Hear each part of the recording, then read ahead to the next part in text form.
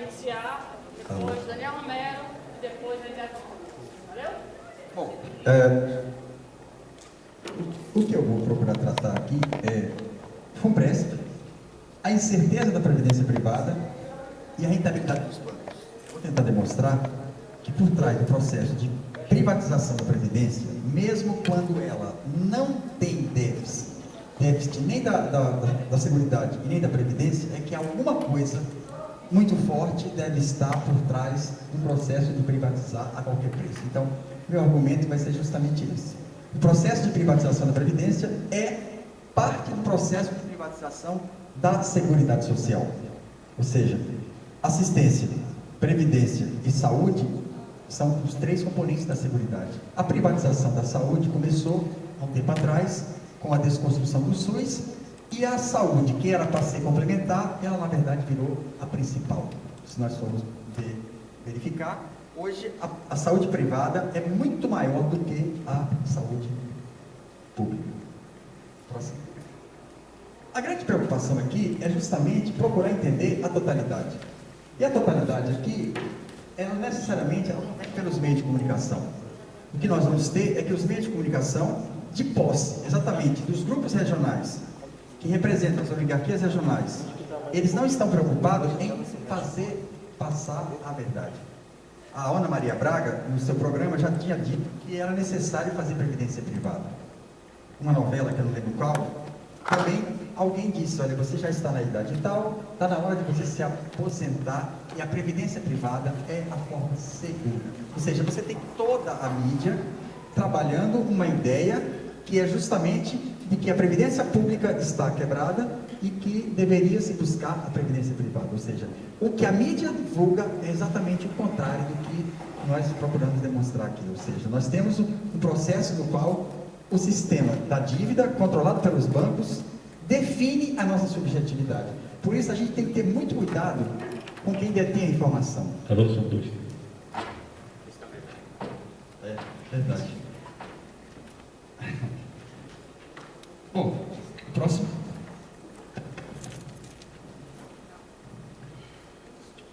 Eu estava me referindo exatamente ao senso comum. E o senso comum, o que ele diz?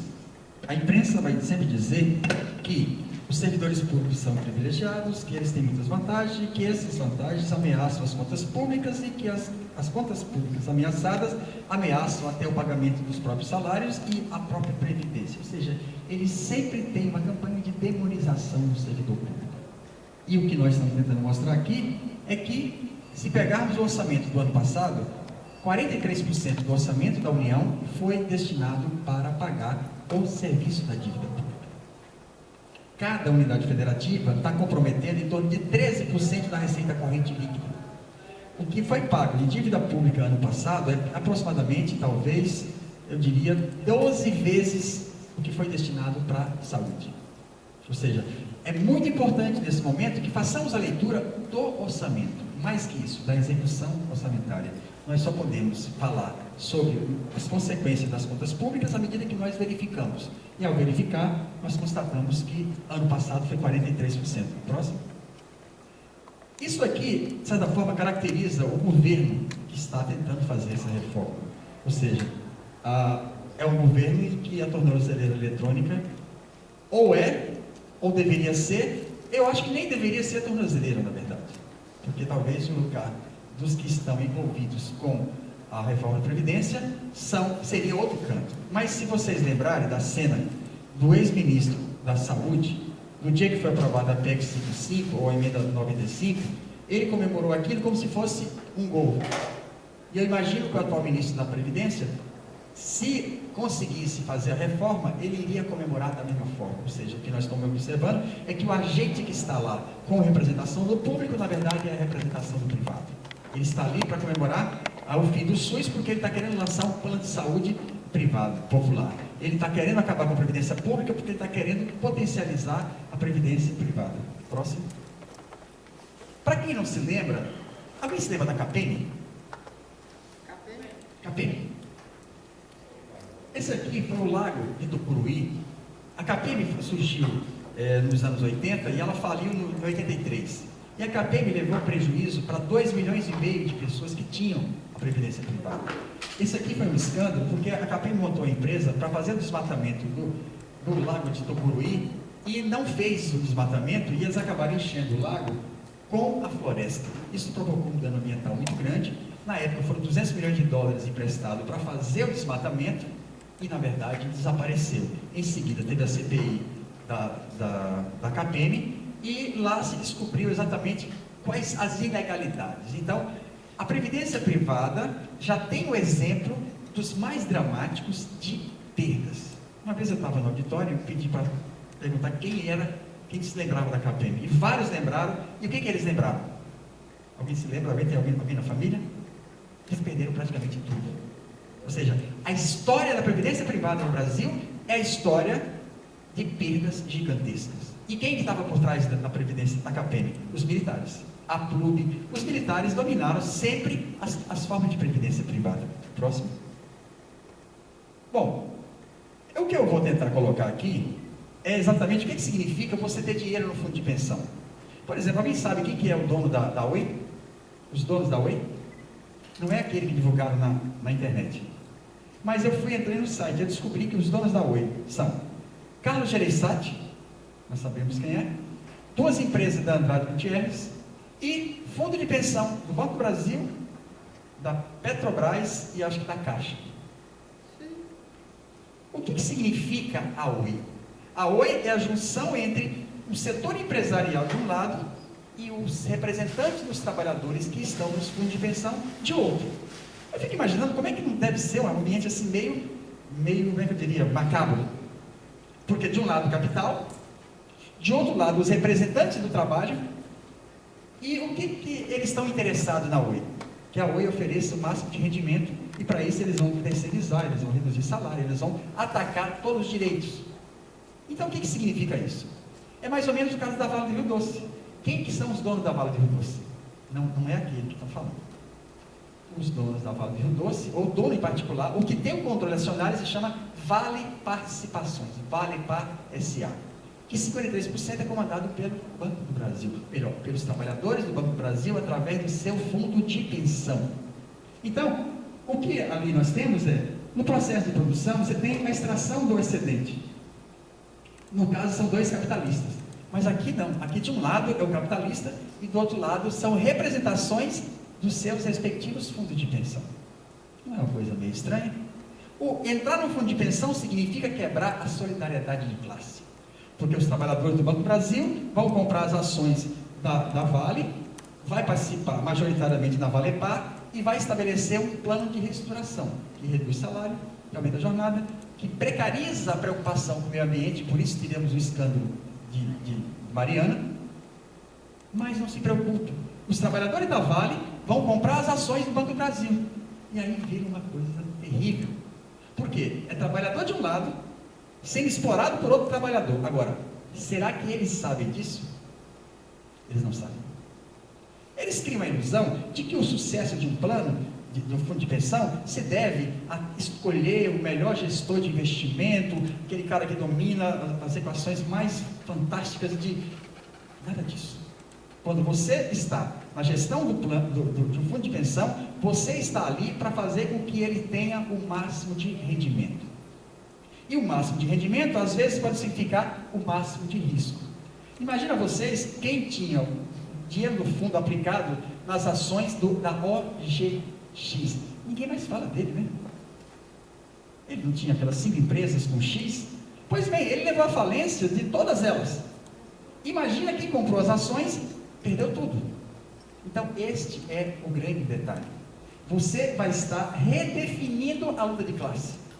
Você vai estar assumindo o papel como se fosse uma forma metafoseada do capital, sem selo, e você vai se aliar. E aí eu chamo de a perfeita conciliação de classe. Porque na mesa de gestão da Oi, nós temos o capital de um lado e a representação dos trabalhadores do outro, mas quem manda na verdade não são os trabalhadores. Próximo. Travou? Bom, o que eu tento sempre colocar como eu falei anteriormente, é que nós estamos falando do processo de privatização da Seguridade Social, saúde, assistência e previdência. E tudo isso está associado à crise do capitalismo dos anos 70, 80, e que vai redefinir o papel do Estado. O próximo. Isso aqui mostra que o fenômeno que nós estamos aqui agora falando, do fundo de pensão, ele não é um fenômeno natural, normal, aqui. Ele começou nos Estados Unidos. Em 74, os Estados Unidos começaram a privatizar a sua previdência. E a partir daí, o que se montou? A partir daí, os fundos de pensão americanos passaram a ter dinheiro, um volume muito maior do que qualquer banco. Muito maior do que qualquer banco. Para quem assistiu o filme Em Busca da Felicidade, com Will Smith, tem uma cena que mostra o Will Smith representando um investidor. Ele vai conversar com o dirigente do fundo de pensão, e o dirigente do fundo de pensão convida ele para assistir um jogo no seu camarote, um jogo daqueles mais caros. Ali mostra exatamente o poder político que um representante de fundo de pensão passa a ter. Primeiro ele passa a ter uma vida era praticamente um burguês, você ter um espaço daquele, mas ali era onde estava sendo discutido os rumos dos investimentos que o Will Smith simbolizava naquele momento. Ou seja, ali mostra exatamente que os fundos de pensão passam a ser os principais agentes do mercado financeiro, e eles passam a investir basicamente em duas coisas: em ações e em títulos da dívida pública. O próximo. Não, só retorna aqui. Então, olha só. Anos 80, exatamente o momento em que há uma separação entre o produto interno bruto, a riqueza americana, e a esfera financeira. É o momento em que a especulação, as novas formas de ativos, os derivativos, os produtos financeiros mais mirabolantes se manifestam. E é exatamente esse momento em que os fundos de pensão passam a ter um papel duplo. Porque uma hora ele representa os trabalhadores, outra hora ele é a substituição. Imagina que os fundos de pensão chegaram nos Estados Unidos a ter 10 trilhões de dólares. No Brasil é 1 trilhão de reais. 350 aproximadamente é da Previdência Aberta, que são aquelas dos bancos, e 650, apesar que esse dado que eu estou falando já foi, porque as perdas que nós tivemos deve ter sido mais ou menos 70 bilhões. Então, os fundos de pensão passam a ter um volume crescente de dinheiro, e esse volume de dinheiro é aplicado no mercado financeiro. E quando veio a crise de 2008, perderam 4 trilhões de dólares. O que significa você ter 10 e perder 4? É o que nós vamos falar mais à frente, que é justamente o que? Os rombos que os planos passam a ter. E aí, nós temos o exemplo aqui: os trabalhadores dos Correios estão tendo que descontar agora 26% do seu salário. A Petros, da mesma forma. Ou seja, os fundos passam a ser beneficiados. Se as ações se valorizam, você ganha mais. Se as ações perdem, você perde tudo. Exemplo que nós tivemos aqui no Brasil. Na América Latina, a Argentina privatizou a Previdência no começo dos anos 90. Só que, em 2001, eles pegaram todo o dinheiro que tinha e compraram o título do Tesouro Argentino. Aí houve a moratória.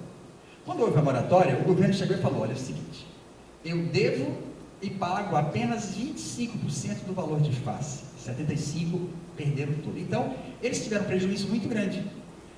Em 2008, eles já disseram: não vamos mais comprar título da dívida pública agora, vamos aplicar em ações. E foram aplicar em ações. Aí veio a crise de 2008. Eles já tinham perdido grande parte do dinheiro em títulos públicos, e em seguida perderam mais dinheiro ainda em ações. Em 2008, começou o processo de reestatização da previdência privada na Argentina. Mais que isso, o Chile, que foi o primeiro país a introduzir a previdência privada em 74, 75, ele hoje passa por um colapso completo, porque praticamente ninguém se aposentou pela previdência privada, e nem inexistindo a previdência pública, a geração que está se aposentando, ela praticamente está inteiramente vulnerável. Então, este é o alerta. A experiência que nós temos histórica é de crise. Próximo.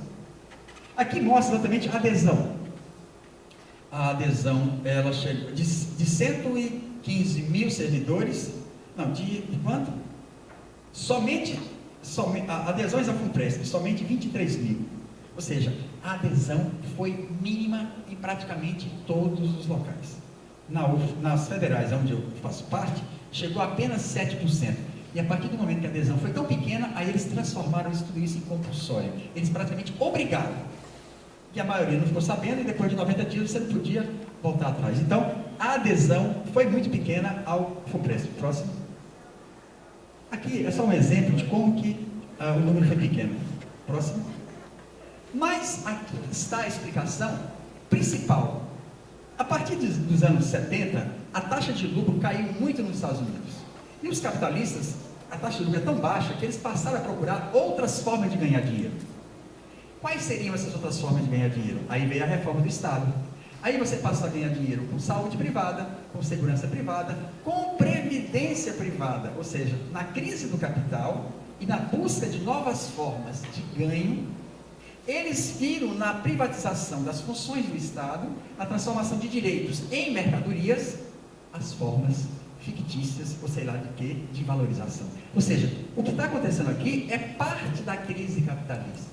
Porque até então, quando a mais-valia era grande, a taxa de exploração era elevada, eles continuavam a investir seu capital na própria indústria. A partir do momento que a taxa de lucro cai, eles procuram outras formas, inclusive passam a interferir cada vez mais na gestão do Estado. Pronto? Agora aqui é que está a revelação principal, que olha só, aqui eu tenho o Orçamento Geral da União, foi organizado pela Auditoria Cidadã, que eu faço parte lá em Maceió. Vejam bem, Orçamento Geral executado em 2013. Em 2013, 40% era para pagar o serviço da dívida pública. 24,1% era para a Previdência Social. No ano seguinte, que era 40%, subiu para 45%. O que era 24% caiu para 21%. Em 2015, o que era 40%, que pulou para 45%, pulou para 47%. O que era 24% pulou para 21% e para 18%. E depois, o que significa isso? Aqui fica bem claro qual é o movimento que está por trás do processo de privatização da Previdência. Está justamente em ajustar o fundo público, o orçamento público, para orientar o pagamento do serviço da dívida pública. Dívida pública que, se fosse aplicar o que está na Constituição de 88, ela deveria ser auditada.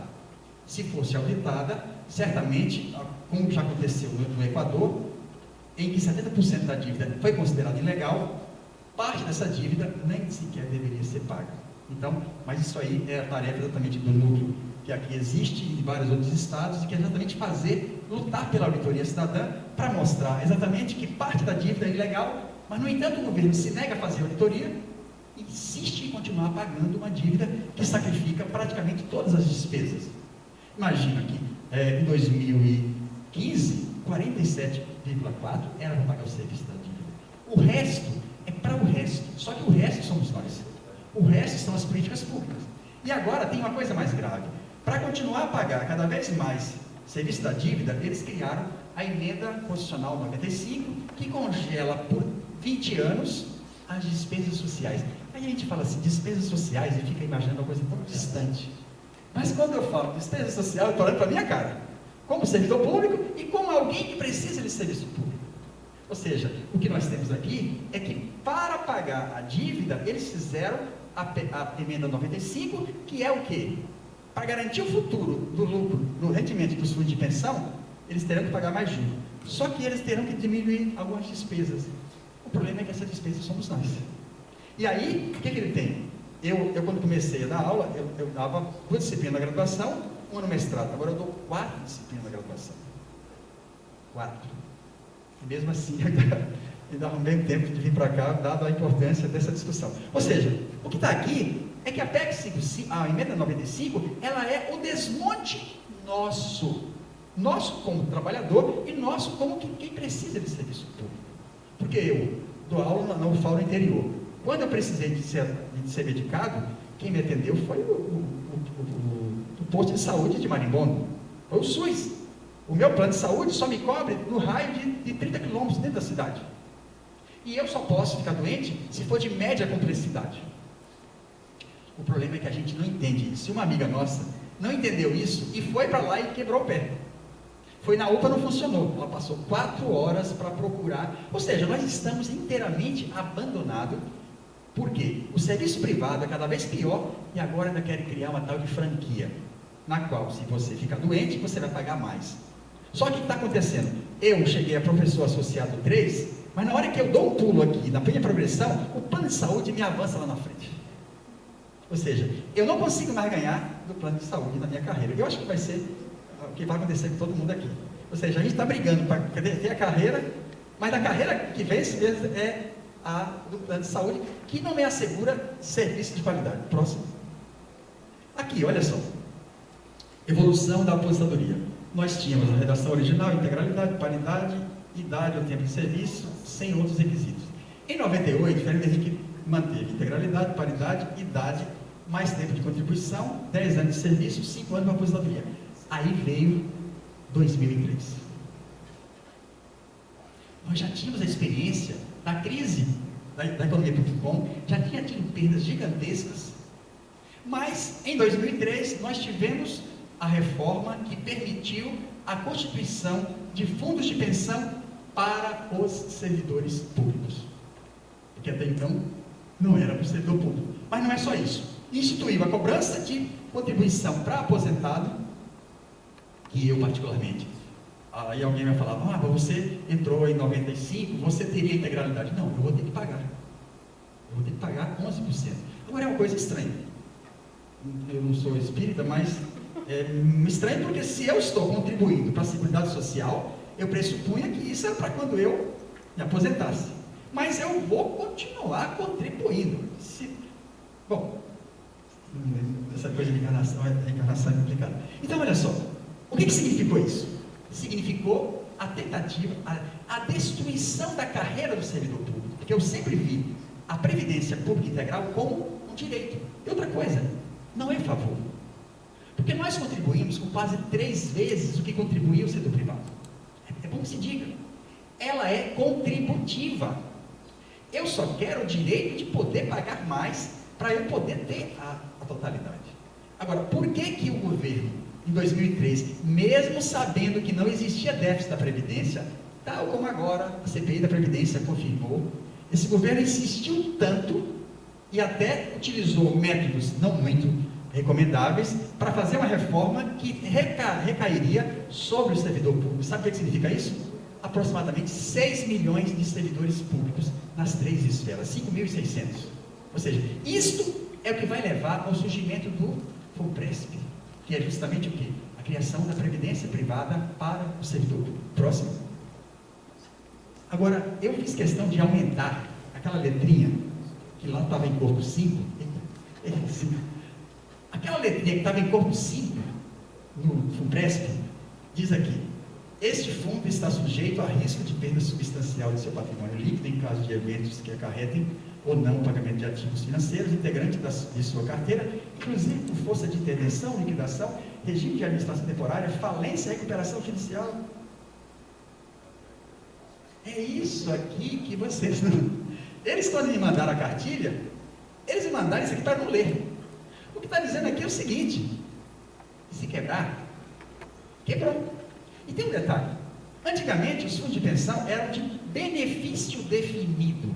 Você sabia quanto você iria obter na sua aposentadoria. Esse tipo de fundo exigia que o fundo tinha que se virar para você ter aquilo. E isso, de certa forma, quebrava eles. O que o governo criou? Criou fundo de contribuição definida. Ou seja, você sabe quanto você paga. Não tem a menor ideia de quanto você vai receber. Por quê? Vai depender de quê? Vai depender das empresas que você comprou a ação, se elas não falirem, dos títulos da dívida pública, se não tiver moratória. Ou seja, você vai jogar a sua velhice na mão do mercado financeiro. Próximo. Mas olha só, os militares continuam a ter o mesmo direito da previdência pública e integral. Sabiam?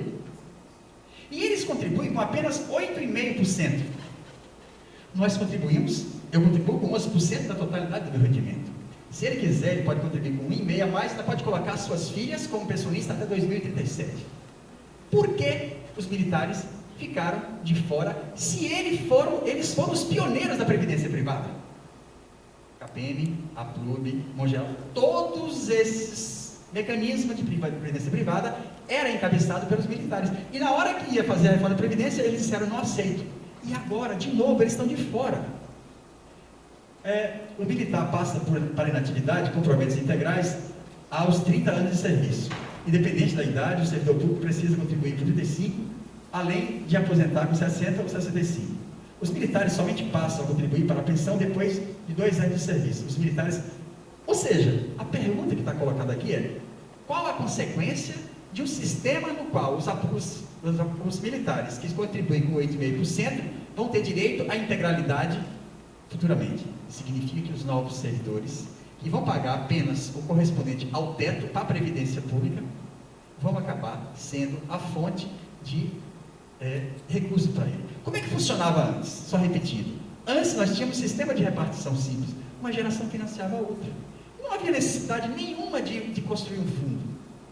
Foi constituído o fundo e a montagem dos regimes próprios foi exatamente próximo. Estou tentando cumprir aqui. Olha só.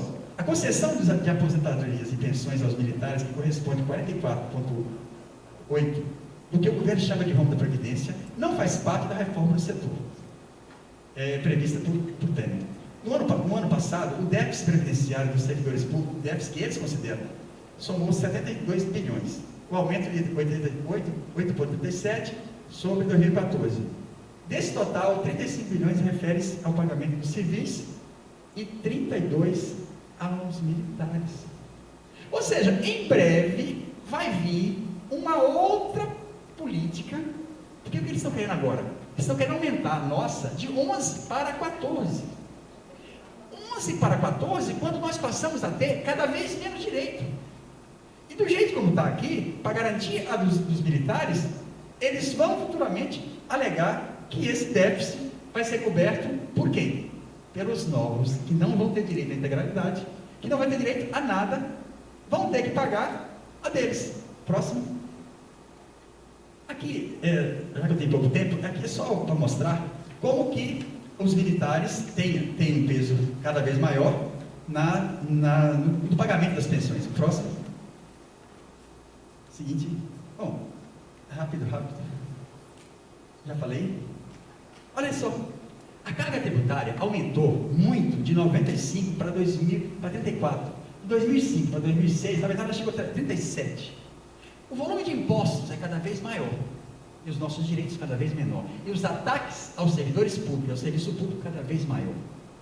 O que significa? Pagamos mais imposto para quê? Para pagar juros da dívida, cada vez mais.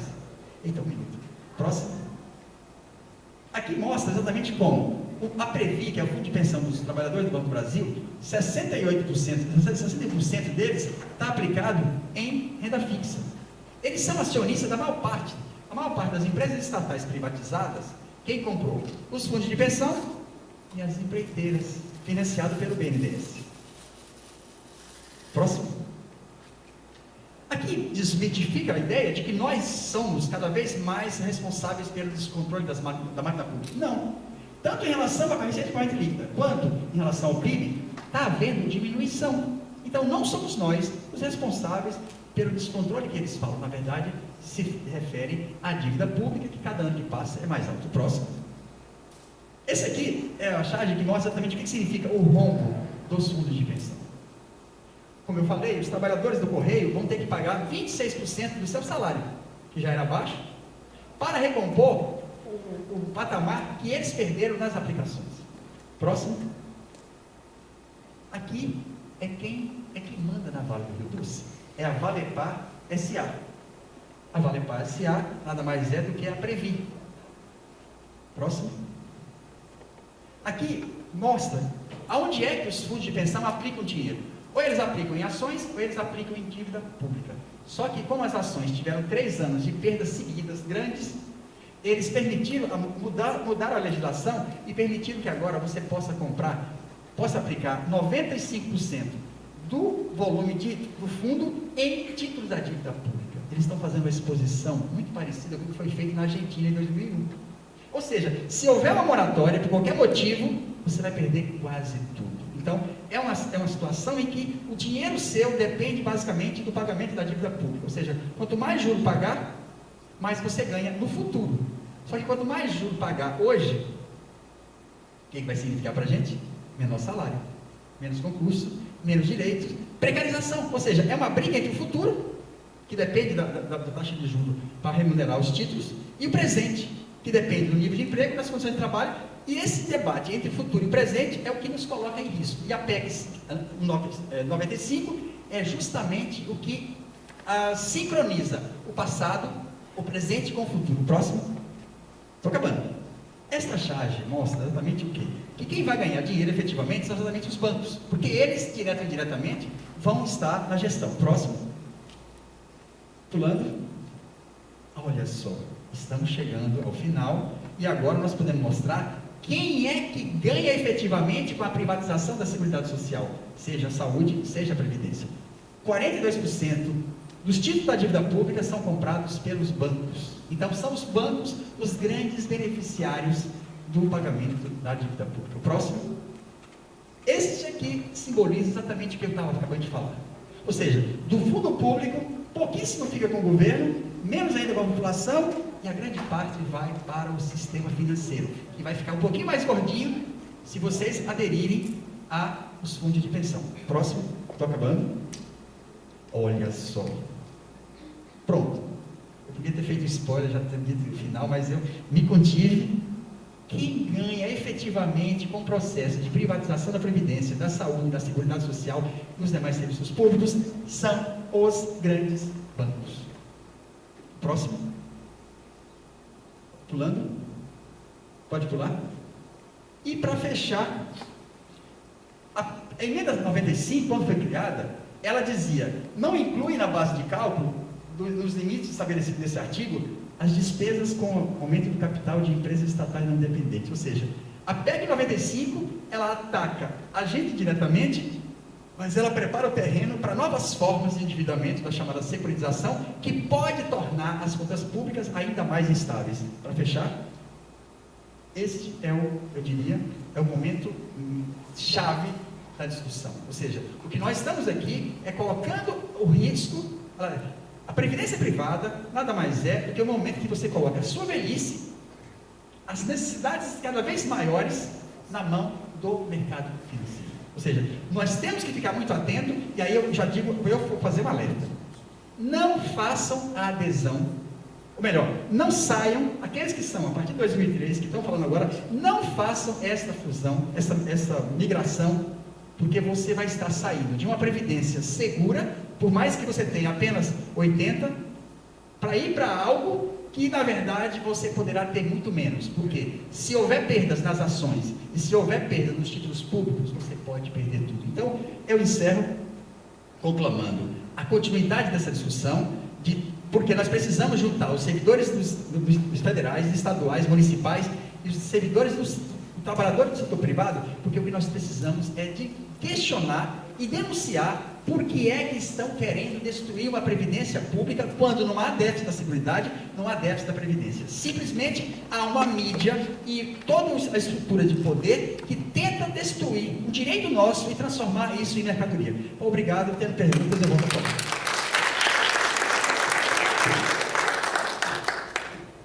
Ok, obrigada, muito bom demais, a gente fica emocionado. E agora o Daniel Romero, tudo isso. Pessoal, boa tarde, tudo bem com vocês? Todo mundo... Só lembrando, aquele que possam tirar depois. Pelo que eu soube, vocês já tiveram, né, uma discussão, uma apresentação sobre o FUNPRESP. Então nós fizemos aqui uma dobradinha, né? O Menezes fez essa discussão mais geral, que é o serviço da dívida pública no Brasil, o papel que isso tem no conjunto da situação política brasileira. Minha tarefa aqui é falar mais propriamente do FUNPRESP. Né? Para isso vale a pena a gente ter um rápido levantamento aqui de um pouco do perfil que vocês se encontram quando vocês ingressaram no serviço público. Né? Então vocês viram aqui com a apresentação do Menezes que nós tivemos pelo menos 3 grandes reformas da Previdência no Brasil nos últimos anos. Então, uma com o governo Fernando Henrique, em 98. Quem que ingressou aqui no Serviço Público Federal antes de 98, antes dessa reforma? Uns 4 a 5 colegas, aproximadamente. Eu também sou servidor federal. Só que é antes de 98, que mantiveram, mantém, né? A integralidade. Integralidade, a paridade. O Fernando Henrique tentou fazer uma reforma da Previdência em 98, 99, não conseguiu, em função de uma série de resistência popular e também no Congresso e tudo mais, não sei se vocês se lembram, não passou por um voto, né, a proposta da reforma da Previdência dos servidores federais na época. Inclusive uma parte dessa resistência no Congresso se deu para os deputados do PT, e aí o governo Lula, no primeiro ano, 2003, assim que ele assume, ele faz justamente essa reforma da Previdência que não havia sido conseguido, né, fazer no período anterior. Então, em 2003, a reforma é principalmente destinada aos servidores públicos. Né? Quem que ingressou na carreira após 2003? Aqui, por favor. Quase que a metade aproximadamente. E depois nós temos uma terceira reforma da Previdência com o governo Dilma. Né? Então, se institui uma lei em 2012 e passa a vigorar o FUNPRESP em 2013, que estabelece o teto, né, do funcionalismo, o teto do INSS também para o funcionalismo. Quem que entrou na carreira depois de 2013, que já está submetido ao teto?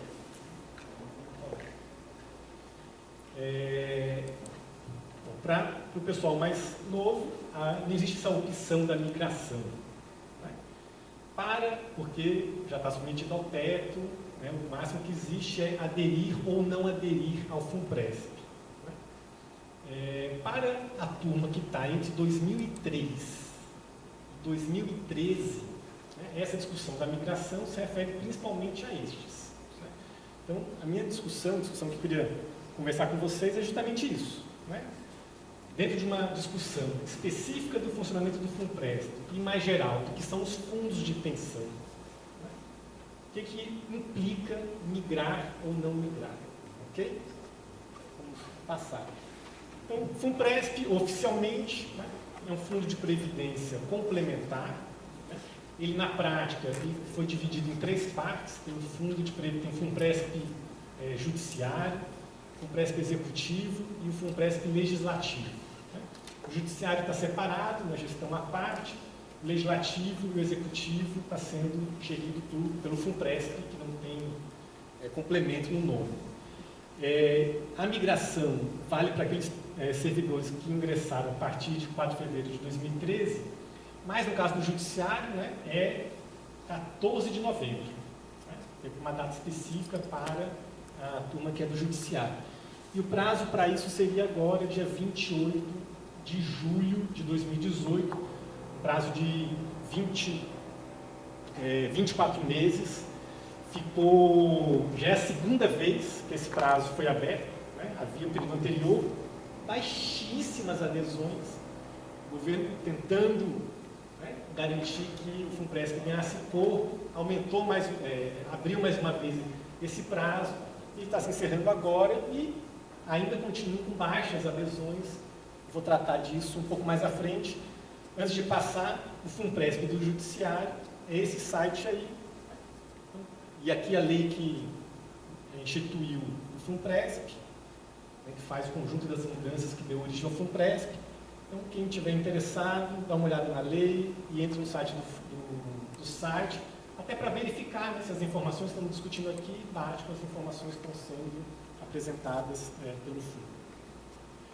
Bom, como é que o FUNPRESP funciona? Aquilo que equivale ao teto, né, que atualmente está em torno de 5.600, continua vinculado ao regime próprio de previdência social, continua vinculado ao INSS. Tudo aquilo que for acima do teto, que é o que se chama de salário participação, isso é o que vai ter o desconto para o FUNPRESP. Esse desconto nessas três faixas, né? 7,5%, 8% e 8,5%. E é com paridade do governo. Então, para cada R$1 que o servidor é descontado para o FUNPRESP, o governo também estabelece, também contribui com mais R$1, evidentemente, dentro desse valor do salário dele lá, que é o percentual dentro dessa faixa que seja acima do teto. Esse salário participação, assim que ele é descontado, ele já é dividido em três. Uma parte disso vai para uma conta, como se fosse uma conta do servidor, uma conta individual, né, que chamam de reserva, né, reserva individual, que equivale a aproximadamente 70%. Uma outra parte vai para um fundo para o pagamento de benefícios que são extraordinários, né, que equivale a aproximadamente 20%. E o FUNPRESP alega que não cobra taxa administrativa. Eles mudaram o nome, chama taxa de carregamento, e cobram nada mais do que 7% só para administrar esse fundo. Então, depois eu vou comentar com mais detalhes sobre isso, mas esse fundo ele é responsável para pagar aquelas aposentadorias não planejadas, não programadas. Então, sobrevida, invalidez, pensão. Eu vou falar um pouco mais sobre isso. Em relação aos fundos privados, como é? É muito parecido. Mas é bem pontual. É dentro desse patamar. Está perto de 7%, 6%.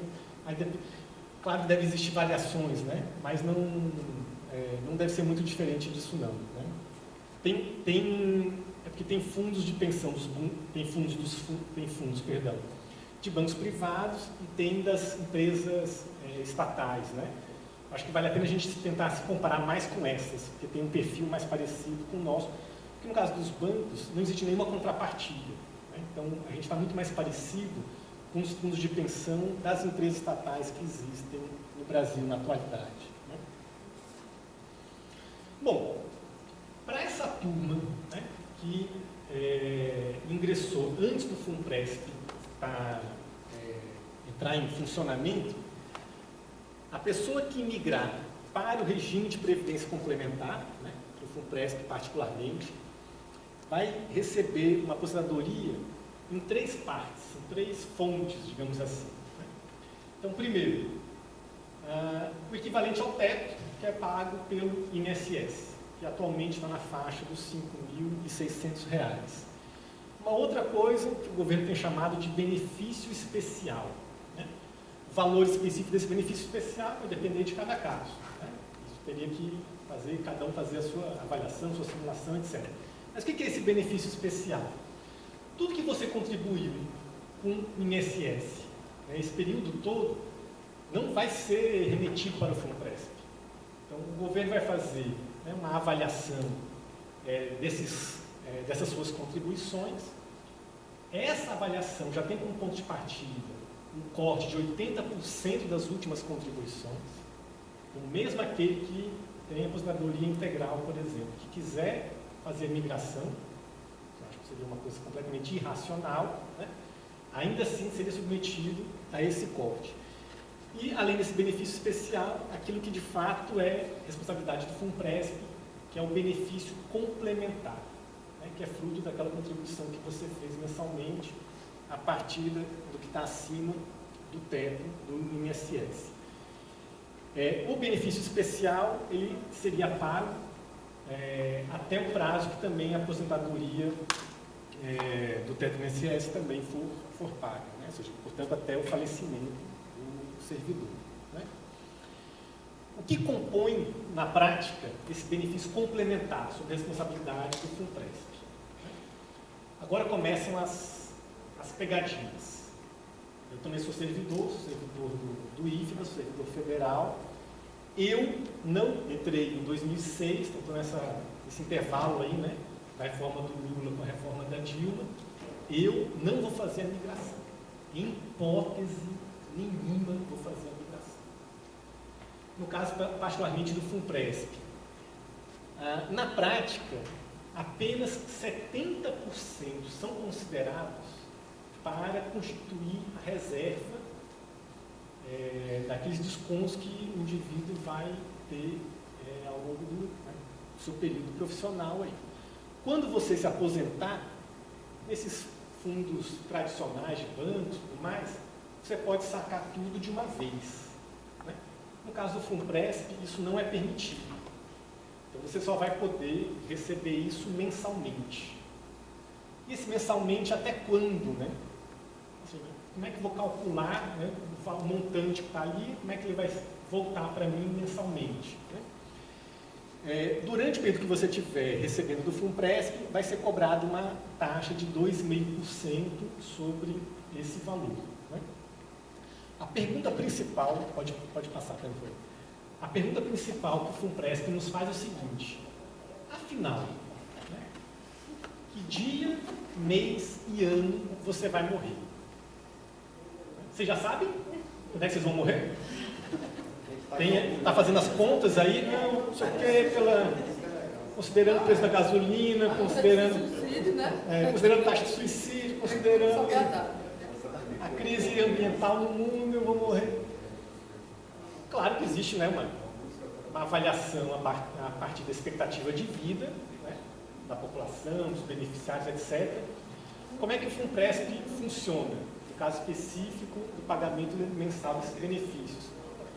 Quando você se aposentar, vai ser feito um cálculo a partir da expectativa de vida dos beneficiários, né, baseado num negócio que se chama um tábua de vida, que é a expectativa de vida daqueles setores que estão vinculados ao FUNPRESP.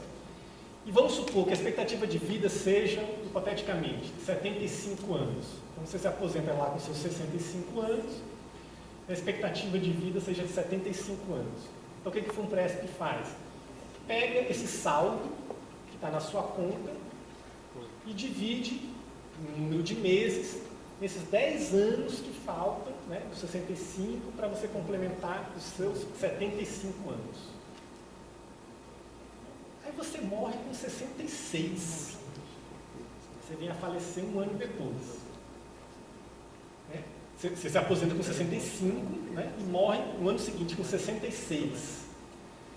Você não pode sacar, né, esse dinheiro assim que você se aposentou. Mas aí os seus herdeiros vão poder sacar esse dinheiro assim que você morre. Gente, isso é uma vantagem. Não sei se você... Então veja, eu contribuí minha vida toda com um fundo de previdência. Me aposentei. Mas se eu morrer antes, eu não vou poder gozar daquilo que eu consegui acumular. Mas pode ser que então eu faça o inverso, né? Eu vou dar um golpe então no FUNPRESP, eu vou morrer depois do que eles estão querendo que eu morra.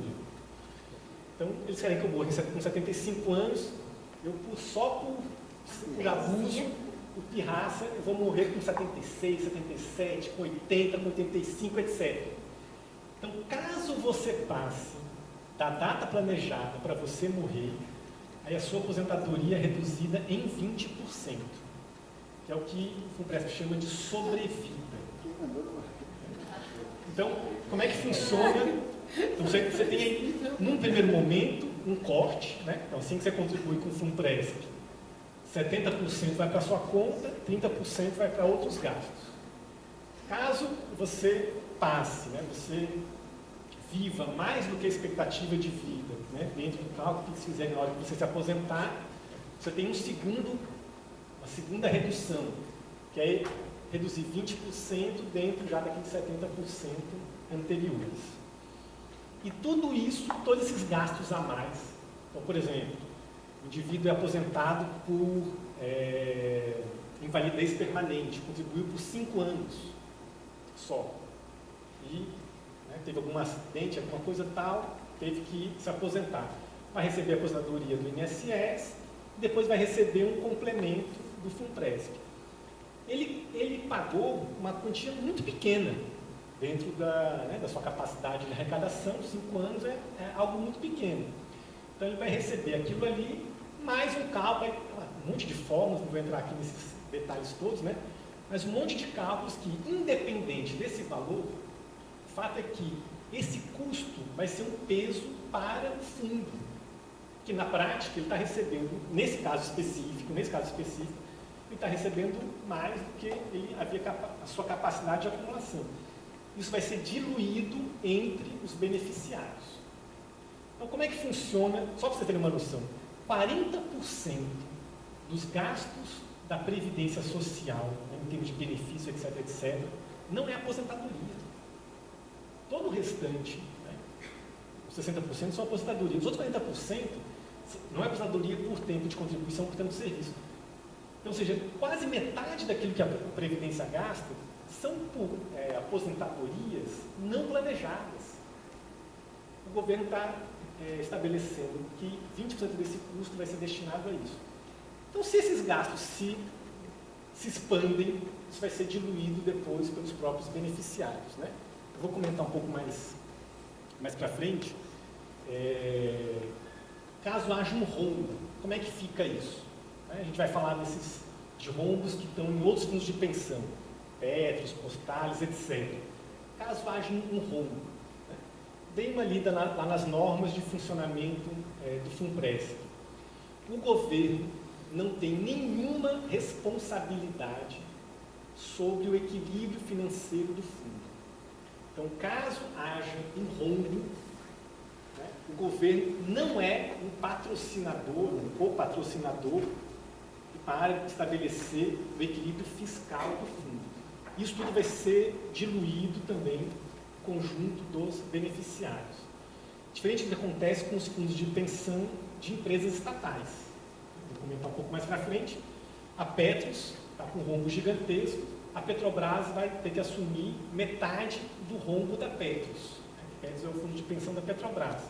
No FUNPRESP não tem isso, né? Qualquer valor a mais, qualquer valor de déficit vai cair sobre isso.